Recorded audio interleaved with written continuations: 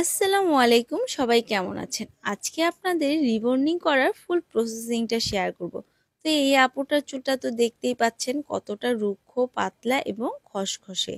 তো এই আপুটার চুল রিবন্ডিং করার জন্য প্রথমত আমরা ক্রিমটা লাগিয়ে নিচ্ছিলাম। ক্রিম লাগানোর সময়টা খুব কষ্টের, কারণ ক্রিম লাগাতে গেলে ক্রিমের একটা বাজে গন্ধ আসে আর খুব যত্ন সহকারে লাগাতে হয় এই ক্রিমটা। ক্রিম লাগানো উল্টাপাল্টা হলে চুলেরও অনেক বেশি সমস্যা হয়। সেক্ষেত্রে প্রথম ক্রিমটা আপনারা অনেক বেশি গুরুত্ব সহকারে লাগাবেন। আর যারা বাসায় করেন তারা অবশ্যই যারা জানে তাদের কাছে পরামর্শ নিয়ে তারপর করবেন। রিবন্ডিংটা বাসায় করা একদমই উচিত না।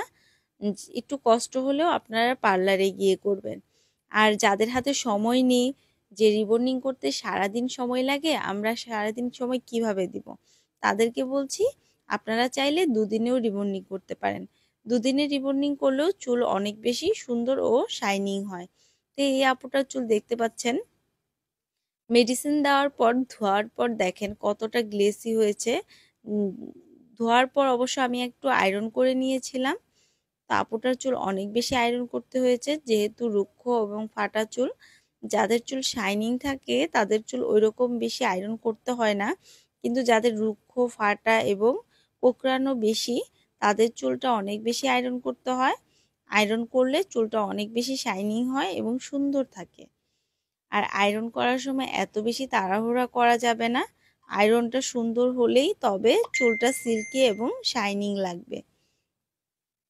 দেখেন মাশাল্লাহ আপুটার চুল অনেক বেশি শাইনিং হয়েছে। আর রিবন্ডিং করার পর অবশ্যই আপনারা চুলের যত্নটা করবেন। রিবন্ডিং করে যাবেন, তারপরের দিনই যদি চুল শক্ত করে বেঁধে রাখেন সেক্ষেত্রে চুলের সমস্যা হতে পারে। তো রিবন্ডিং করার কিছুদিন অন্তত আপনারা চুলটা ছাড়া রাখার চেষ্টা করবেন, সহজে বাঁধবেন না। কারণ চুলটা পেঁচিয়ে বাঁধলে চুলটা কোঁকড়ানো একটা ভাব চলে আসে। যেহেতু আপনি নতুন রিবন্ডিং করছেন সেহেতু আপনাদেরকে বলছি ১ মাসের মতো চুলটা অন্তত ছাড়া রাখবেন। আর চুলটা একটু রেগুলার যত্ন করবেন। বিশেষ করে সিরাম বা স্পা ক্রিমটা আপনারা বাসায় ইউজ করতে পারেন। এই দুটো ইউজ করলে আপনাদের চুল অনেক ভালো থাকবে, শাইনিং এবং সুন্দর থাকবে। তো এই দেখেন আপুটার চুল ফাইনাল লুকটা অনেক বেশি গ্লেসি এবং সুন্দর হয়েছে। দেখেন কতটা শাইনিং হয়েছে আপুটার চুল।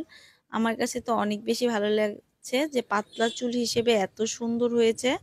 তো আপনাদের কাছে কেমন লেগেছে অবশ্যই কমেন্ট করে জানাবেন। আর আমার ভিডিওগুলো যদি ভালো লাগে তাহলে শেয়ার দিয়ে অবশ্যই পাশে থাকবেন। আর যে কোনো বিষয় জানতে হলে